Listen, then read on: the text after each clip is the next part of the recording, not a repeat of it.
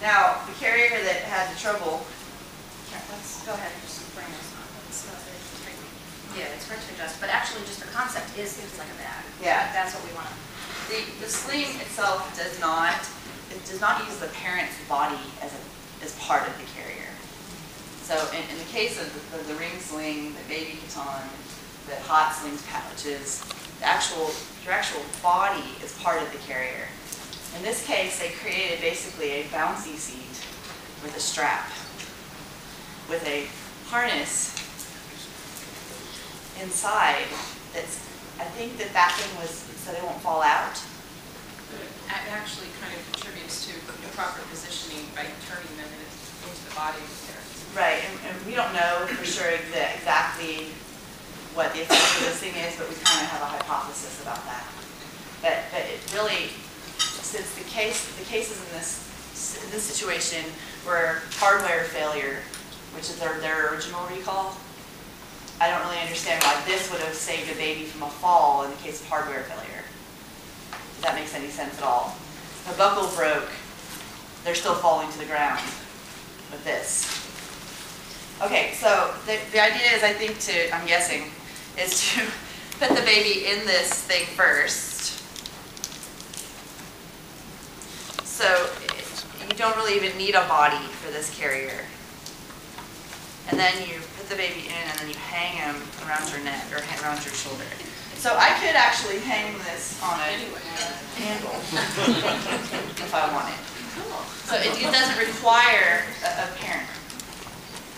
Whereas these ones all require a parent, if that makes any sense at all. Okay, so I'm going to put it on. Now this one confuses me. Okay. She is down low. Is it as tight as I can get it? No, I think that they want me to put this on my shoulder, correct? Yeah. And I can't, I don't even think I could if I wanted to get her visible and kissable. She's not visible right now. It's not terrible because they redesigned it. Have you seen some of the really old ones? You can see them on the internet. It's babywearingsafety.blogspot.com, is that correct? The babywearingsafety.blogspot.com article, which is really, really good. You can see that they definitely reduced the wall size, except for the fact that it hasn't stopped the incidents from occurring. So we really think that it has more to do with the fact that they're being smushed in that C shape and they're hanging so low below the caregiver's chest. And we can all be frank about the chest and the size of the chest possibly being part of covering up the baby's face as well. The baby's smushing into the body. The carrier sort of creating a situation where the baby rolls into the parent's body also, because it doesn't require my torso for its successful use. The baby's not snug up against me. The baby's sort of hanging from me. So it's a different kind of feeling carrier. If you guys, we're going to have all these up here. I'm going to make this. I'm not going to keep going on and on because it's as exciting as it is. We're going to touch on a few things. And what we want to do is we're going to open it up, and you guys can ask some questions. I take things for granted, like everybody just knows everything. And then we've got a couple carriers up here so you can see the differences between them. And I welcome everybody to try this on and see the difference for themselves, and don't just take my word for it.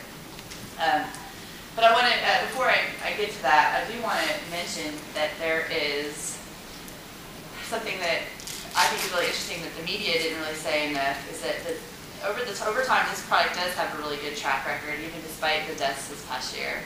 In that there have only been 14 deaths in 20 years, as opposed to the sort of 14 deaths that they just said there was 14 deaths, as opposed to over 20 years. So if you do the math, and you think about how many carriers we sell, how many carriers you guys have sold, it really is not that out of the ballpark in terms of product safety. The other thing was that the infants that did pass away were also in premature state, so ill health. So they were conditions, whether that would have happened in a carrier or in a car seat. You know, positional asphyxiation when the chin is on the chest can happen in any type of baby gear. So whether that's a swing or a car seat or a stroller. So just, I think it's great that the CPS, like Kristen said, makes parents aware. It can happen in your arms. Yeah. So, and I think, Holding them in your arm, it can happen. There was an incident where a baby was breastfed, and then they died right after breastfeeding in the parent's arms.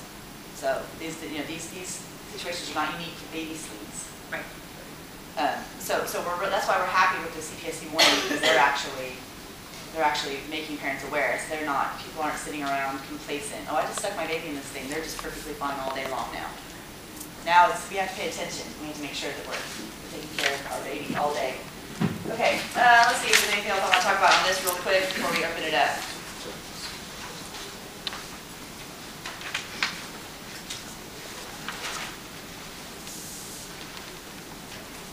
Okay, so let's just go over these points really quick on the back. The key points for safe baby wearing. These are the drawings from the CPSC, and they're really good. I'm very happy with those drawings. They came out of the work we've been doing at the ASTM. Keep the chin off the chest.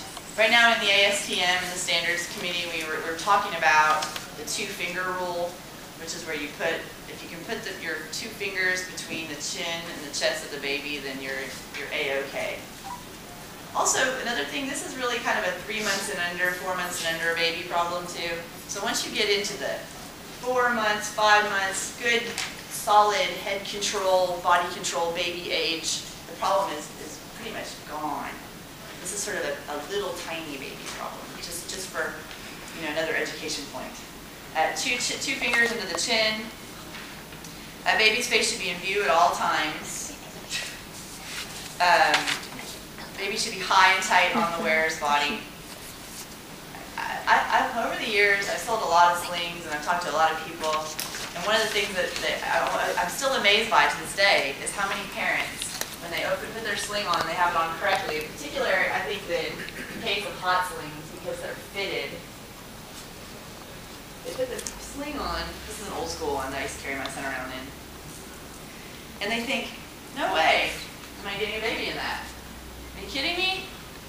Well, yes, you are. You're going to get your baby in there. So they have this sort of idea in their head that they need a giant space to put their baby in. And I think that's why we get into a situation where the baby's hanging too low on the body. Another one. Okay, baby's face should never be turned in against wearer's body or into the fabric of the sling.